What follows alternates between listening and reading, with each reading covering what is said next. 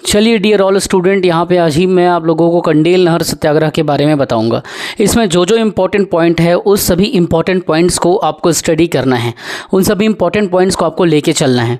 इसमें मैं आपको बताऊंगा कि कंडेल नहर सत्याग्रह हुआ कैसे था, क्या क्या रीज़न थी, क्या कौन सा स्थान था, नेतृत्वकर्ता कौन थे, सहयोगी कौन थे, क्या अर्थदंड की राशि डिसाइड की गई थी, विद्रोह का कारण क्या था, परिणाम क्या निकले, सारा कुछ मैं यहाँ पर आपको चर्चा करूँगा। देखिए, कंडेल नहर सत्याग्रह ये कब की घटना है, तो सबसे पहले आप ये जान लीजिए इस घटना के बारे में कि ये जुलाई की घटना है। कब की? तो ये जुलाई 1920 की घटना है। ठीक है, और इस बारे में आपको पहले इसकी पृष्ठभूमि को समझना पड़ेगा कि कंडेल नहर सत्याग्रह की ज़रूरत क्यों पड़ी, इसकी पृष्ठभूमि क्या है, पहले आपको इस बात को समझना पड़ेगा। देखिए, इस समय पे कंडेल जो गांव है वो कहाँ पे है? धमतरी के पास में है। कहाँ पे है? तो ये गांव धमतरी के पास में है, जिसे कंडेल के नाम से जाना जाता है। आज भी आप जाएंगे तो वहाँ पे आपको देखने को मिल जाएगा, वहाँ पे इस घटना का चर्चा है, इस घटना का जिक्र है। तो जैसे ही आप कंडेल में जाएंगे इसके बारे में आपको वहाँ पे सुनने को मिल जाएगा। हुआ यूँ था कि 1920 में जुलाई के महीने में एक ऐसी घटना देखने को मिली थी कि उस समय बारिश बहुत अच्छी हुआ था, अच्छी वर्षा हुई थी, और अच्छी वर्षा के कारण उस समय जो वहाँ के कृषक थे वो नहीं चाहते थे कि वो खेती का अनुबंध करना, अंग्रेज़ों से पानी के लिए खेती का एक होता है ना, जैसे टाई अप करना, अनुबंध करना नहीं चाहते थे। अंग्रेज चाहते थे कि उस समय जो किसान अगर यहाँ पे कंडेल में खेती कर रहे हैं और अच्छी वर्षा हुई है तो भी अंग्रेज चाहते थे कि उनके खेत में जो फसल लगेगा, वो फसल में जो पानी जाएगा वो किसका हो? कंडेल नहर से हो। और वो जो फसल यहाँ पे लगाया गया था किसान भाइयों के द्वारा, वो चाहते थे कि अच्छी वर्षा तो हुई थी उस समय पे, तो वो अनुबंध लेना नहीं चाहते थे। अंग्रेज अनुबंध देना चाहते थे। कितने वर्षों का? तो 10 वर्षों का अनुबंध लेना चाहते थे। और वो चाहते थे कि इस 10 वर्ष के अनुबंध में भी इस वर्ष को शामिल किया जाए जिसमें अच्छी वर्षा हुई थी। जब अच्छी वर्षा हो ही चुकी है तो इसकी राशि क्यों पटाए?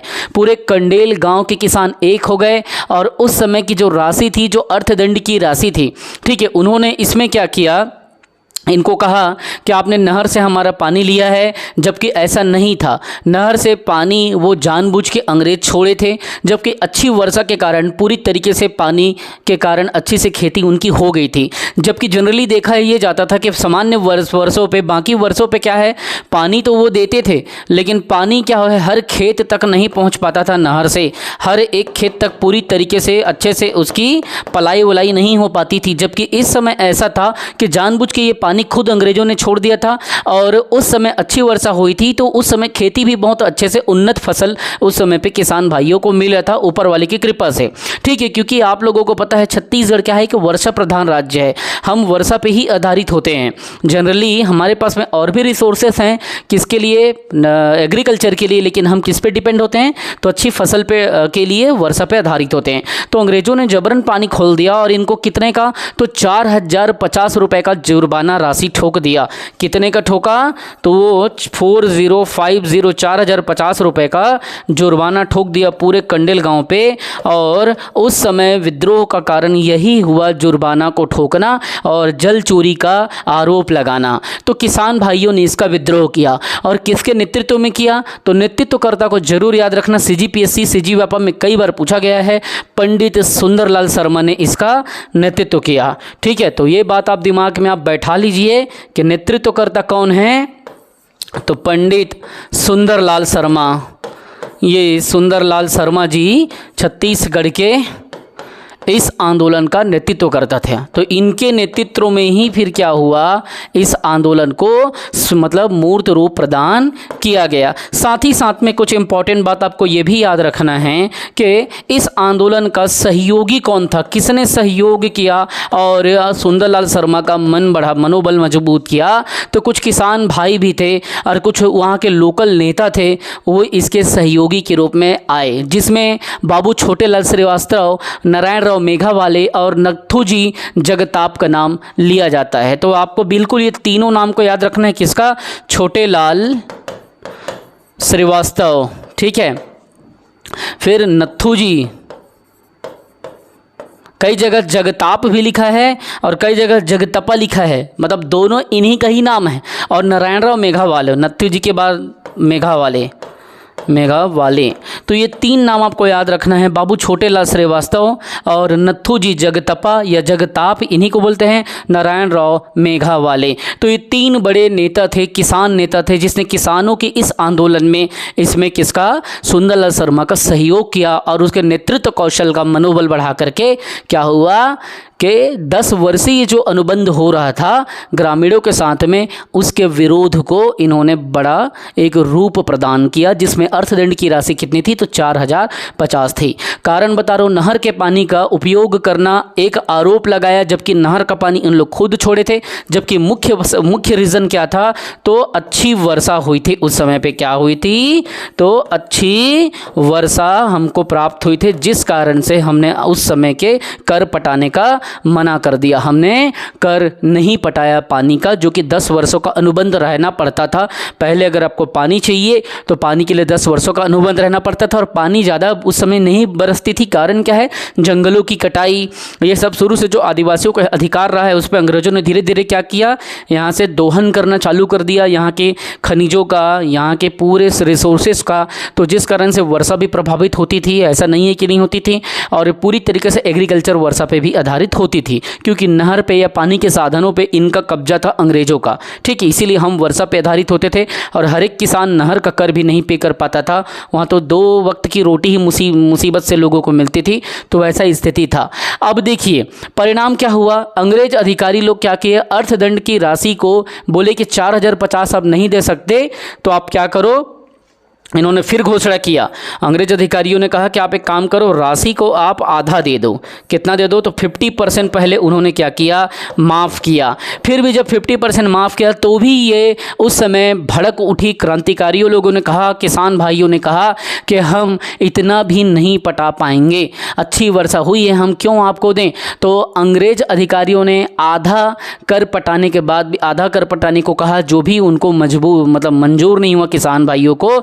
तो इन लोग क्या किए, उन लोग 1/4 करनों का प्रस्ताव कर दिए, और उसके बाद में 1/4 में भी, पहले तो उन्होंने कहा कि आधा दो, आधा माफ़ करना है। उसके बाद इन्होंने कहा एक काम करो, 1/4 आप कर पटा दो। इसके बाद भी स्थिति आई कि पूरी तरीके से माफ़ कर दो, ये बात आई। तो इस तरीके से ये जो यहाँ पे अभियान हुआ था, कंडेल नहर सत्याग्रह, सफल साबित हुआ। ठीक है, याद रखेंगे, इसी स्थिति में अर्थदंड को हटा दिया गया था। ये एक सफल था, कंडेल नहर सत्याग्रह का ये जो आंदोलन था सफल था, और इसका संबंध उसी समय असहयोग आंदोलन चल रहा था। तो ये उसका संबंध किससे पड़ा, तो तुमसे एग्जाम में CGPSC ने पूछा है कि कंडेल नहर सत्याग्रह का संबंध किससे था। तो याद रखेंगे, इसका जो संबंध था, ये जो आंदोलन किससे प्रभावित था, तो ये असहयोग आंदोलन से प्रभावित था। इंडिया में क्या चल रहा था, तो असहयोग आंदोलन, नॉन कोऑपरेशन मूवमेंट चल रहा था, और असहयोग आंदोलन से प्रभावित यह कंडेल नहर सत्याग्रह का आंदोलन था। याद रखना, कई बार इसे पूछा गया है। अब इसी समय पे ये हमने जान लिया कि इस आंदोलन का संबंध किससे है, असहयोग आंदोलन से। याद रखेंगे, इस समय जो नहर था, जिस नहर का पानी चोरी का आरोप लगा दिया था किसानों के ऊपर में, उस नहर का निर्माण किसने किया था, तो मिस्टर हैरियट ने इस नहर को बनाया था। याद रखना, कंडेल नहर को किसने बनाया था, इसको पूछा गया है एग्जाम में कि कंडेल नहर को किसने बनाया, तो ये मिस्टर हैरियट ने बनाया। तो ये अगर आ जाए तो आप इसको दिमाग में रखना, कंडेल नहर का निर्माण किसने किया, तो मिस्टर हैरियट ने निर्माण किया। आएगा तो बिल्कुल बेटा नहीं छूटना चाहिए। अब एक बात इसमें और याद रखना, जितना बेसिक तथ्य बताए हैं उसके साथ साथ में, कि कंडेल के समय पे हुआ क्या था, उस समय पे गांधी जी का एक नाम बहुत ज़्यादा इसमें आता है।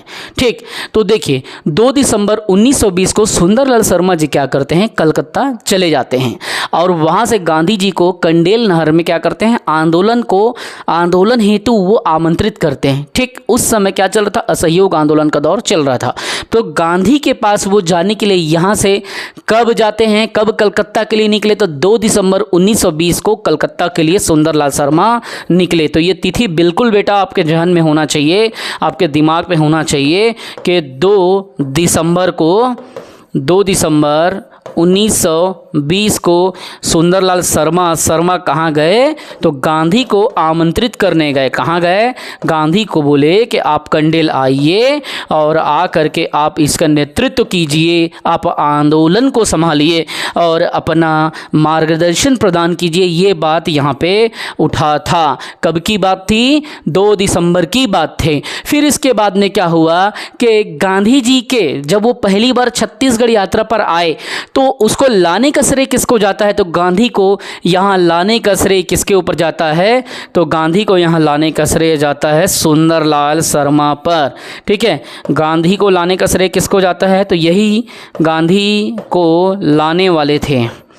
तो गांधी को लाने का श्रेय किसको जाता है भैया? तो ये श्रेय जाता है पंडित सुंदरलाल शर्मा को। पंडित शर्मा बोलो या पंडित सुंदरलाल शर्मा, ये छत्तीसगढ़ के पहले स्वप्नदर्शी थे। हालांकि व्यापम जो है भूपेश बघेल के रिश्तेदार बोल देते हैं और खूबचंद बघेल को बोल देते हैं, जो कि आपको लेना क्या है, गांधी जी को लाना है कि छत्तीसगढ़ के गांधी जी के बोलता हूँ, मतलब गांधी जी को लाने वाले सुंदरलाल शर्मा थे जिन्होंने आमंत्रण करके लाया। पंडित सुंदरलाल शर्मा का नाम बहुत मतलब विवाद में भी रहा। अभी पेपर में भी पूछ देते छत्तीसगढ़ के पहले स्वप्नदर्शी में हम किसको लें, तो खूबचंद बघेल को आंसर ले लिया गया था और कई किताबों में सुंदरलाल शर्मा लिया गया है। सरकारी किताबों में भी सुंदरलाल शर्मा का नाम है। तो तरह तरह के नए मतलब इन लोग अपना आयाम दिखा रहे हैं, पीएससी व्यापम वाले लोग, लेकिन आपको ऑथेंटिक डाटा को ही लेके चलना है। प्रथम स्वप्नदर्शी में सुंदरलाल शर्मा को लेना है। अपने पांडुलिपि में इसके बारे में वो चर्चा करते हैं। ठीक है, अब देखिए इतना तो हमको पता चल गया कि वो लाने वाला कौन था, तो सुंदरलाल शर्मा था। एक अच्छा नेतृत्व यहाँ पे कर रहा था कंडेल का। और ये गांधी को लाने कब गया? तो 2 दिसंबर 1920 को गया था। और लेके कब आया? गांधी जी का प्रथम आगमन छत्तीसगढ़ में कब हुआ? तो गांधी जी का छत्तीसगढ़ में आगमन 20 दिसंबर 1920 को होता है। ठीक है, ये बात आप दिमाग में फिर रखें। उसके बाद में गांधी जी को लेके आते हैं। तो गांधी का आगमन छत्तीसगढ़ में, आगमन अर्थात प्रथम आगमन, ये क्या था? पहला आगमन था। गांधी जी अब छत्तीसगढ़ आ चुके थे। तो गांधी यहाँ पे 20 दिसंबर को आते हैं, 20 दिसंबर 1920 को। साथ में कौन आते हैं? तो अली बंधु में किसका नाम आपको लेना है? किसका नाम आपको हाथ में लेना? गांधी जी आए थे तो मौलाना शौकत अली के साथ ये आए और साथ ही साथ में इसको सुंदरलाल शर्मा लेके आए। तो इस बात को याद रखना, 20 दिसंबर को आते हैं शौकत अली को लेकर के साथ में। किसको लेके? शौकत अली को। दैट इज़ वाई मैं बोलता हूँ आप लोगों को कि आप रिवीजन पे काम करो। आप जितना रिवीजन करते हैं यकीन मानिए एक एक सेगमेंट आपका काम आएगा, एक एक सेगमेंट आपका मदद करेगा। जैसे अपन ने कंडेल नहर सत्याग्रह को चालू किया, मैंने आपको बताया कि सत्याग्रह कब हुआ? 1920 में। पृष्ठभूमि में मैंने पूरा कहानी आपको समझाया कि उस समय अच्छी वर्षा हुई थी फसल के लिए और उस समय धमतरी के कंडेल में अच्छी वर्षा होने के कारण 10 वर्षों का अनुबंध जो अंग्रेज लोग थोपे थे उन पे वो स्वीकार नहीं किया गया। जुर्माना लगा दिए अंग्रेजों ने उनके ऊपर 4050 रुपये का पूरे ग्रामवासियों पे। तो ग्रामवासियों ने इसका क्या किया? विरोध किया। ठीक है, पूरी पृष्ठभूमि आपको समझा चुका हूँ। सुंदरलाल शर्मा के नेतृत्व में हुआ। सहयोगी कौन था? तो बाबू छोटेलाल श्रीवास्तव, नथुजी जगताप, नारायण राव मेघावाले। और अच्छी वर्षा के कारण उन्होंने बोला कि हम कर नहीं पटाएंगे। राशि को पहले अंग्रेजों ने 50% माफ़ किया। बोले ठीक है, काम करो, अच्छी वर्षा हुई है बोल रहे हो तो पूरा 4050 मत पटाओ, आधा पटा दो। ठीक है, 2025 रुपये पटा दो। तो वो भी बोले वो भी नहीं चलेगा, हम क्यों पटाएं जब अच्छी वर्षा हुई है। तो फिर 1/4 मतलब 1/4 हिस्सा पटाने की बात आई, वो भी उसका बहुत बुरी तरीके से विरोध होता है। अंततः ऐसा होता है 1/4 को भी पूरी तरह से कर अब माफ़ कर दिया जाता है जो उन लोग थोपे थे 4050 का। इस आंदोलन का संबंध असहयोग आंदोलन से है। कंडेल का, कंडेल नहर का निर्माण हैवियट ने बनाया था, मिस्टर हैवियट ने। याद रखना, कई जगह गलत चीसम लिख दिया है लेकिन आपको हैवियट लेना है।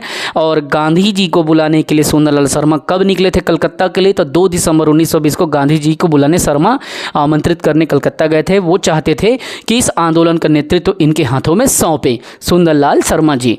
और गांधी को सौंपने के बाद में एक इस समय छत्तीसगढ़ पूरे राष्ट्रीय केंद्र का एक नज़र में आ चुका था। क्योंकि खुद राष्ट्रपिता महात्मा जी आए थे हमारे छत्तीसगढ़ में, तो गांधी को लाने का श्रेय किसको जाता है? पंडित सुंदरलाल शर्मा को जाता है। गांधी जी यहाँ पे जब छत्तीसगढ़ में आते हैं तो पहला आगमन यहाँ पे कब होता है? 20 दिसंबर 1920 को होता है। और उसके साथ में कौन थे? शौकत अली आए थे। आई होप कि अगर आपको मेरी टीचिंग अच्छी लगी होगी तो इसमें आप अपने सकारात्मक कमेंट ज़रूर करेंगे। आपके कमेंट्स मेरे मनोबल को बढ़ाते हैं और आप लोग जान रहे हो कि मैं आपके लिए कितना मेहनत करता हूँ। मैं जितना भी मेहनत करता हूँ, जितने भी मेरी इंस्पिरेशन है आपके सकारात्मक कंटेंट्स, आपके बातों से है, आपके मोटिवेशनल कमेंट्स से है। तो जो भी आप कमेंट्स करते हैं मुझे बहुत अच्छा लगता है और मैं इस पर काम करता हूँ।